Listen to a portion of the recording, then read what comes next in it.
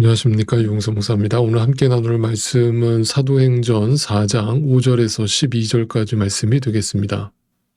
이튿날 유대의 지도자들과 장로들과 율법학자들이 예루살렘에 모였는데 대제사장 안나스를 비롯해서 가야바와 요한과 알렉산더와 그 밖에 대제사장의 가문에 속한 사람들이 모두 참석하였다.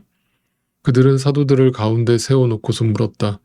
그대들은 대체 무슨 권세와 누구의 이름으로 이런 일을 하였소? 그때에 베드로가 성령이 충만하여 그들에게 말하였다. 백성의 지도자들과 장로 여러분, 우리가 오늘 신문을 받는 것이 병자에게 행한 착한 일과 또 그가 누구의 힘으로 낫게 되었느냐 하는 문제 때문이라면 여러분 모두와 모든 이스라엘 백성은 이것을 알아야 합니다. 이 사람이 성한 몸으로 여러분 앞에 서게 된 것은 여러분이 십자가에 못 박아 죽였으나 하나님이 죽은 사람들 가운데서 살리신 나사렛 예수 그리스도의 이름을 힘입어서 된 것입니다.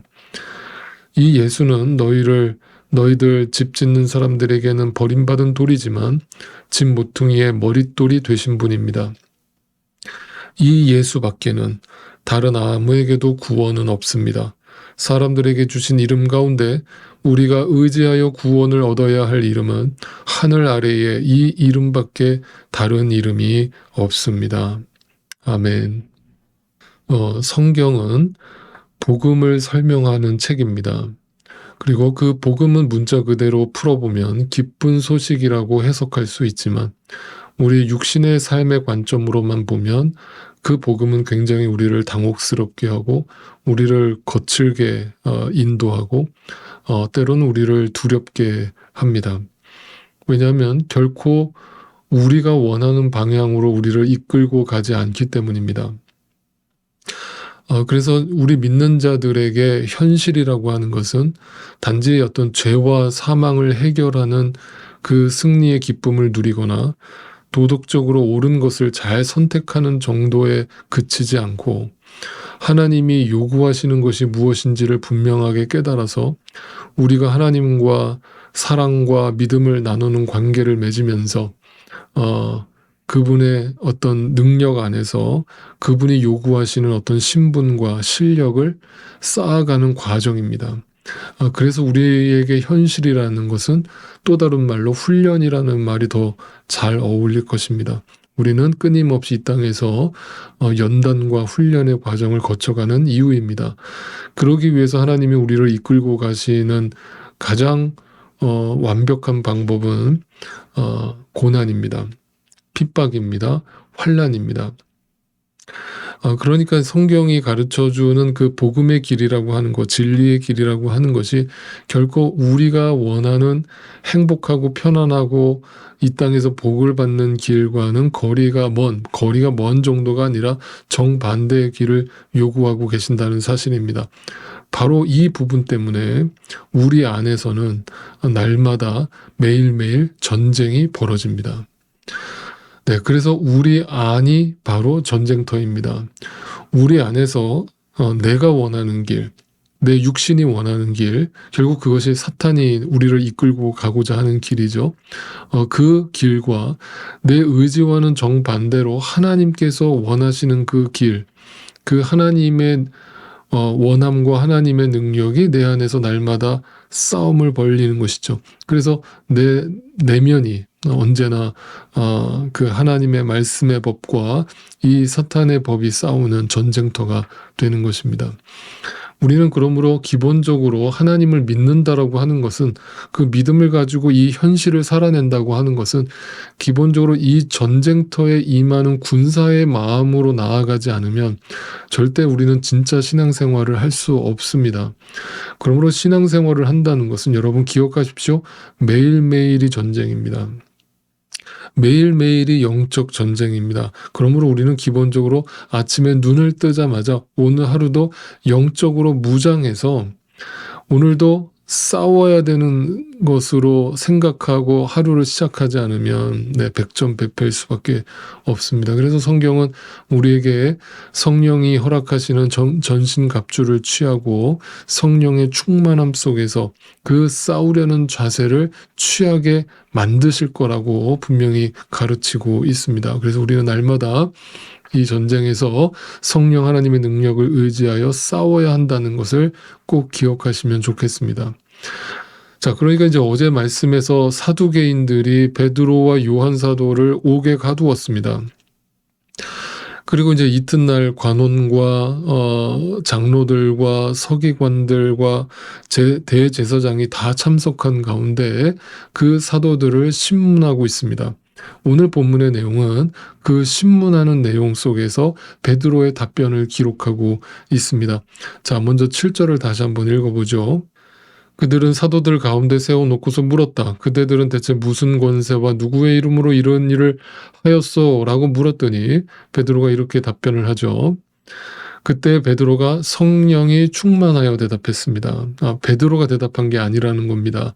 백성의 지도자들과 장로 여러분, 우리가 오늘 신문을 받는 것이 병자에게 행한 착한 일과 또 그가 누구의 힘으로 낫게 되었느냐 하는 문제 때문이라면 여러분 모두와 모든 이스라엘 백성이 이것을 알아야 됩니다. 이 사람이 성한 몸으로 여러분 앞에 서게 된 것은 여러분의 십자가에 못 박아 죽였으나 하나님이 죽은 사람들 가운데서 살리신 나사렛 예수 그리스도의 이름으로 힘입어서 된 것입니다. 라면서 뭘 얘기하고 있습니까? 베드로는 담대하게 예수 그리스도의 복음을 선포하고 있습니다. 자, 먼저 이 말씀의 의미를 우리가 이해를 하려면 당시 이 상황이 정확하게 어떤 상황이었는지를 좀 상상해 볼 필요가 있습니다. 사실 당시 그 베드로와 요한이 처해 있던 이 분위기는 너무나 살벌한 분위기입니다. 왜냐하면 당시 유대교는 최고 권력을 가지고 있었고 정치 권력자들과 손을 잡고 정치 권력을 휘두를 수 있는 권세를 가지고 있던 자들입니다. 당시 말하면 세상의 권세를 잡은 자들이죠. 그 유대교의 최고 권력자들이 모인 자리입니다. 그들은 자신들의 기득권을 지키기 위해서 지금 혈안이 되어 있고 그것을 흔들려고 하는 베드로가 전한 그 복음을 혐오하고 있습니다. 그러므로 지금 그들 앞에서 지금 눈에 불을 켜고 있는 사람들 앞에서 또다시 예수 그리스도에 대해서 언급한다는 것 자체는 마치 불난 집에다가 기름을 붓는 경우나 마찬가지인 거죠. 이거는 죽겠다고 달려드는 겁니다. 그러니까 지금 베드로가 취하고 있는 이 태도를 보시자는 겁니다. 베드로는 인간적으로 보면 얼마나 두렵고 무서운 상황입니까? 내가 죽을 수 있는 상황 아닙니까? 그런데 베드로는 거기서 담대함으로 예수 그리스도만을 증거하고 있습니다. 바로 이게 뭐라는 거예요? 싸움이라는 거예요. 지금 베드로는 그 싸움에 피하지 않고 싸움에 당당히 맞서고 있습니다. 이 싸움에서 지금 베드로는 승리를 한 것이죠. 왜냐하면 온갖 세상의 권력과 탐욕과 이기심으로 똘똘 뭉쳐있는 그 사탄의 권세 앞에 베드로는 당당히 맞서서 진리를 외치고 있기 때문입니다. 여러분, 근데 이것이 어떻게 가능했습니까? 성령 하나님의 역사 때문이죠. 성령 하나님의 충만하심 속에 있었기 때문에 베드로가 그 싸울 수 있었고 싸우려는 의지가 생겼고 그리고 이기게 된 것입니다. 이겼다라는 것은 그들과 맞짱을 떴다는 게 아니라 예수 그리스도의 이름, 복음을 붙들었다는 거, 본질을 붙들었다는 거, 이것이 승리라는 거죠. 이것은 절대 베드로의 의지나 베드로의 노력으로 이루어낸 성과가 아니라는 것입니다. 왜냐하면 베드로가 어떤 사람인지 우리는 잊지 않았기 때문이죠.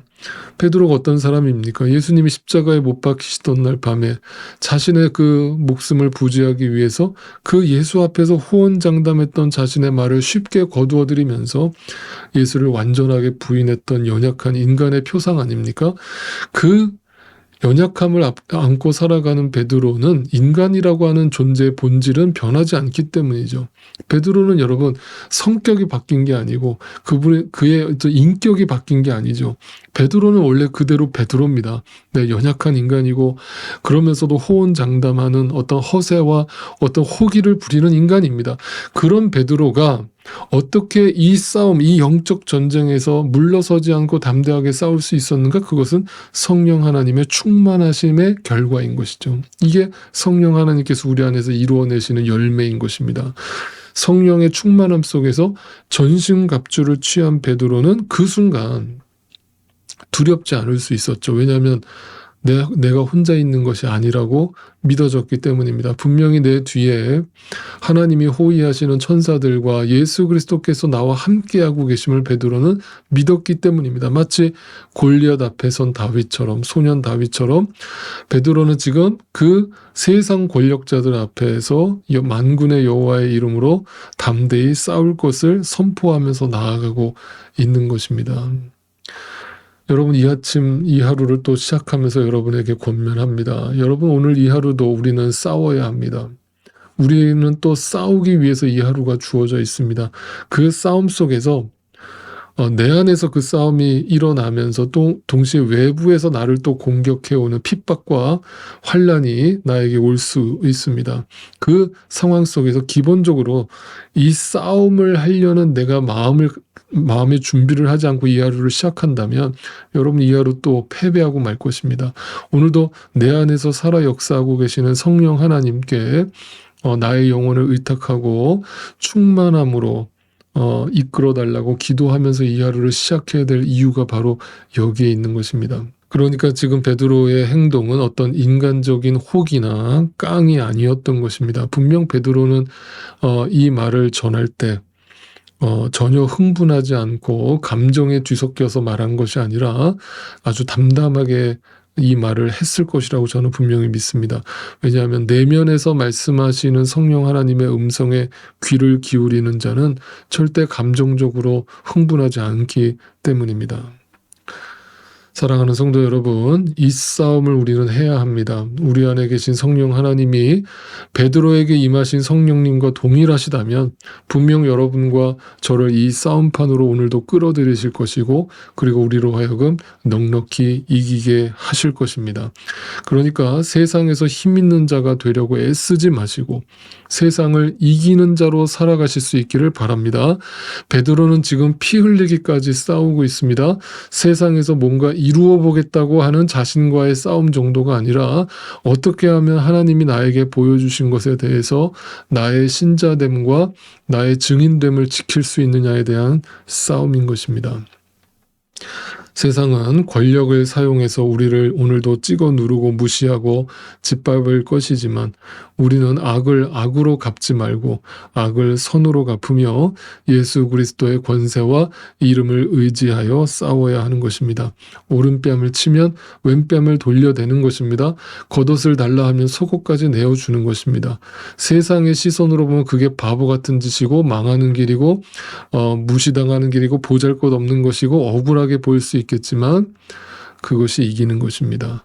이 말씀을 들으면 여러분 쉽지 않다라는 생각이 먼저 드실 것입니다. 목사님 그 말씀 무슨 말인지는 알아듣겠는데 말처럼 쉽지가 않아요 라고 말씀하신다면 여러분의 시선이 아직도 나 자신에게 맞춰져 있음을 기억하시기 바랍니다. 여러분 기억하세요. 우리는 못합니다. 여러분은 못합니다. 우리 안에 계신 성령 하나님이 이것을 가능케 하실 것입니다. 이것을 오늘도 믿으실 수 있기를 바랍니다. 예수